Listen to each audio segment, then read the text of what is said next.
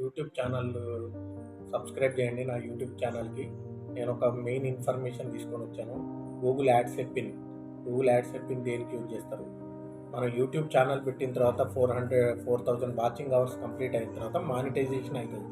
Monetisation అయిన తర్వాత first step వచ్చేసి వాడు ఏమన్నా నేమ్ వెరిఫికేషన్ చేస్తారు. నేమ్ వెరిఫికేషన్ తర్వాత అడ్రస్ వెరిఫికేషన్ అని అంటారు.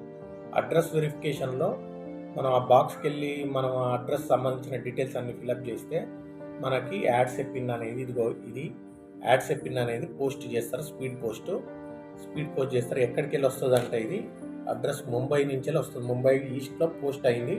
ఈ అడ్రస్కి వచ్చింది. నాకు 9 డేస్కి వచ్చింది.